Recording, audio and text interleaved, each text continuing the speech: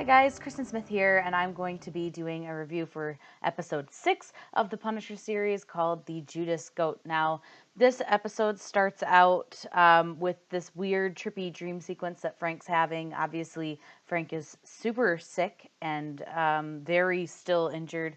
But we're seeing in here basically Frank and David's family like meeting up and having dinner, and then like these guys coming and killing all of them while Frank is trapped and has to watch it all happen. Now, besides the fact that this dream is just kind of like creepy and scary, especially for Frank, it's also showing like character growth and character depth. And the way that they're doing it through this dream is actually really a good touch, because they're not like coming out and just saying like, hey, I care about you or whatever. Like, they're showing it to you that within his mind there's a turning point where he starts to consider David and David's family trustworthy. He starts to view them as potentially friends, or maybe even like he treats his good friends like brothers. So he could be seeing David in this way, and it's kind of coming through in his psyche, and that's just a really great way to start the episode. But outside of the dream, you have David, who's really like completely worried because Frank is basically dying, like literally he's dying. And so David goes and gets Curtis, who comes over to help. And let's just talk for a second about Jason R. Moore, who plays Curtis. He's such a solid character, but he kind of slips into the background a lot of the time. And this episode features him quite a lot, and it's really good to see him kind of coming front and center.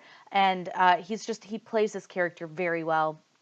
And he comes around again later with Lewis, and there's some more stuff that he does later in the episode, and he just has some really great lines. He also has a great part of dealing with Russo as well. So there's a couple times that he's in this episode, and he's very solid in it. He's solid in the whole show, but this is like the first time that he's kind of coming more to the front, and I think it just shows really well, just that they did a great job casting this show. So back with Frank, basically, the reason that Curtis is called in is that the arrow is causing Frank to basically go septic, because the arrow is still in him, and he is getting all this bacteria, and his body just can't fight it off. So Curtis extracts this arrow, and that was something else.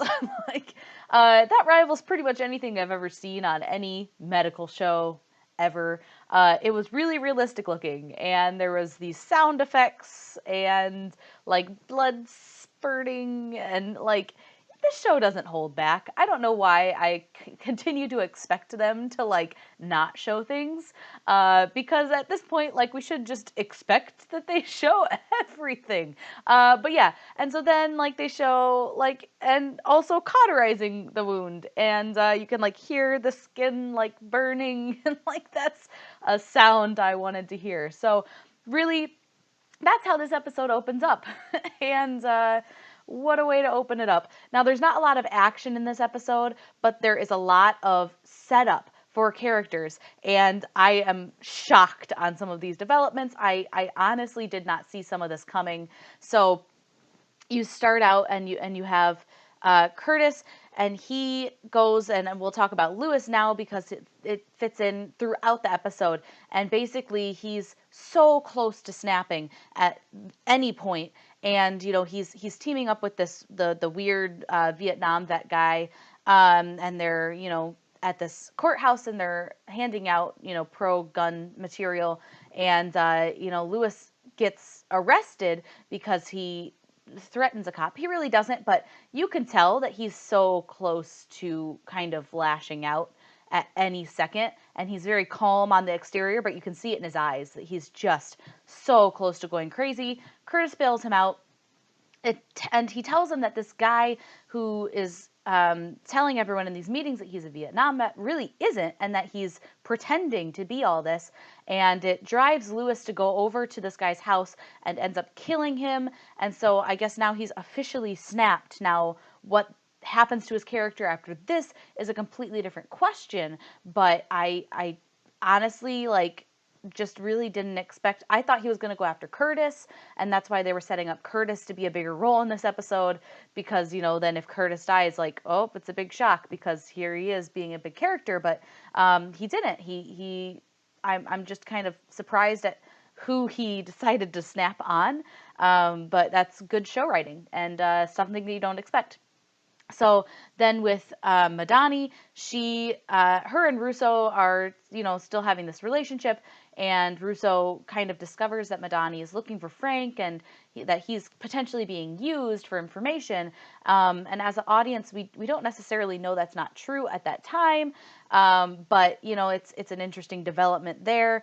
Madani herself gets called in to go look at Gunner's body. Now, David had been the one who had called in this police tip to go look for it, and so we find it, and Madani starts piecing together what happened, and unfortunately, Frank left just a ton of blood all over this forest, and so it's going to be real easy for Madani to have a case for him being alive, because she obviously takes it into evidence, and now she can basically prove that he's still alive. I don't think she's going to turn him in, because she's definitely still trying to crack this Kandahar case. And he's the biggest lead she has on what actually went down there. And so I think that, as this series progresses, they're actually going to team up at some point in the near future. Now, she is a very hard character to read, because she's also manipulating so many people, and in turn being manipulated herself, but she's definitely starting to manipulate, or at least trying to manipulate Russo, and I think she'll continue to do that, but as we see, maybe Russo isn't who we think he is. So this episode, once Frank does get better, he goes and he talks to David's family in a very touching scene near the end of the show, and just really a nice scene that shows, that he is starting to see David as someone who he does trust, and someone who he wants to help, and inevitably get back to his family. And we also see him meeting with Russo. Now, Russo had spent the majority of the episode trying to get in touch with Frank, and now that they're back together, Russo basically says, if you want to get out of here, I will help you. I'll do anything for you. And Frank, we aren't sure what Frank is going to choose, especially after he goes and talks to David's family, because it could go either way.